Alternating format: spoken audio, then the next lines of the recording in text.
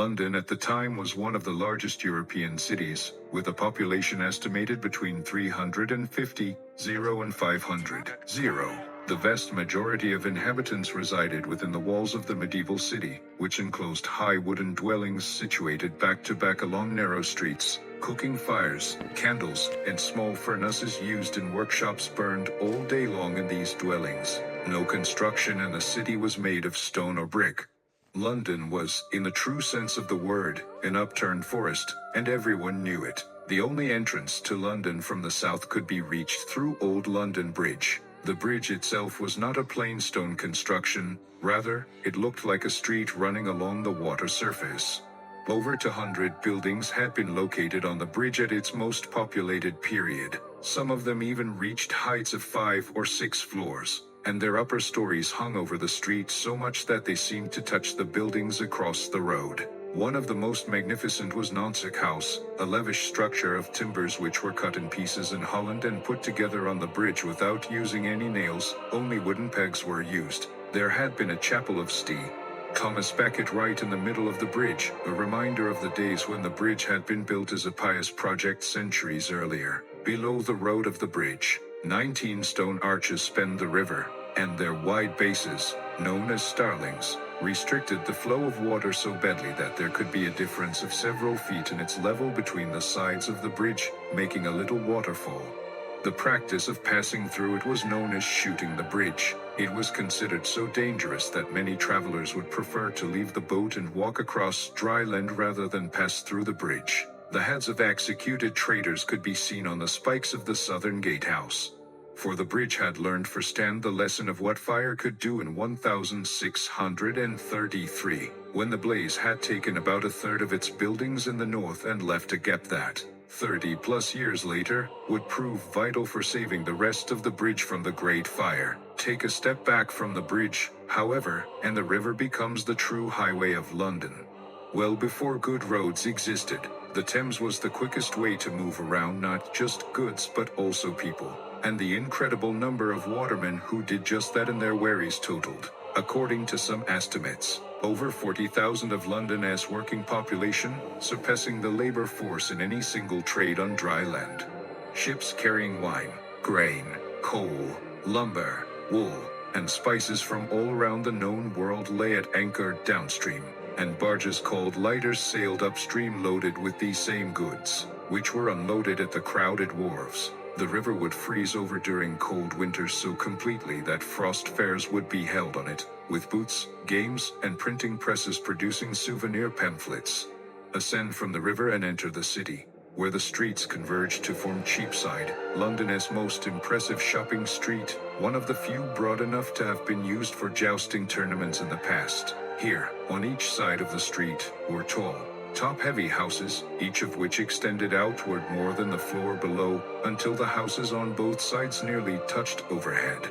This street belonged especially to the goldsmiths. Their long line of shops, dazzling with silver and gold plate, was well known throughout Europe.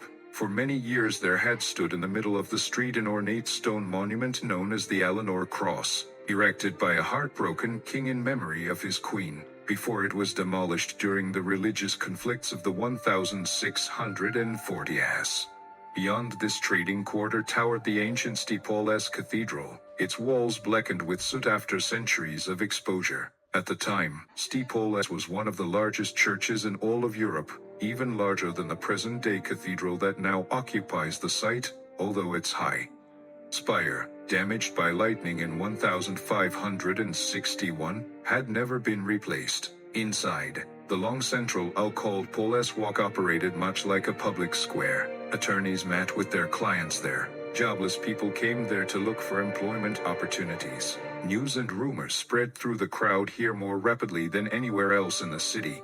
And in the churchyard, the entire book trade of London was conducted out of stalls and shops offering a wide selection of sermons, ballads, and political pamphlets. St. Paul's was the nearest thing to a news medium in London, but continuing westward down the river from the city, one leaves behind the clamor of the markets for the more solemn business of law and government at Westminster.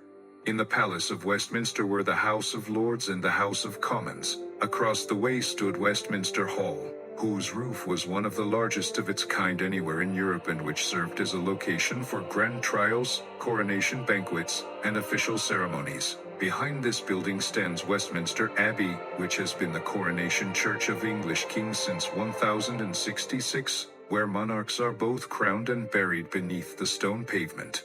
A bit further down the river, one would see Whitehall, which had become the main residence of the monarch and arguably the largest palace in all of Europe, stretching over courtyards and gardens with rooms erected gradually over generations.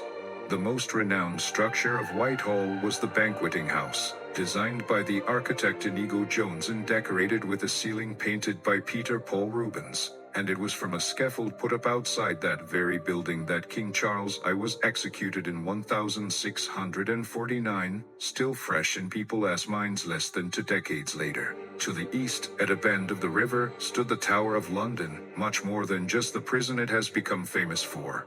Within its walls were the Royal Mint, where English currency was produced, the Royal Armories, filled with weapons, the crown jewels, protected day and night, and even the royal menagerie of exotic animals, such as lions, leopards, and at times even an elephant. In stark contrast to the majestic churches and palaces was the life of the average Londoner, lived in back alleys and courts so narrow that neighbors were able to shake hands through their opposite windows. Blacksmiths heated metal, candlemakers boiled tallow, and brewers prepared their mash for beer, all within a few meters of cramped households lit and heated by open flame.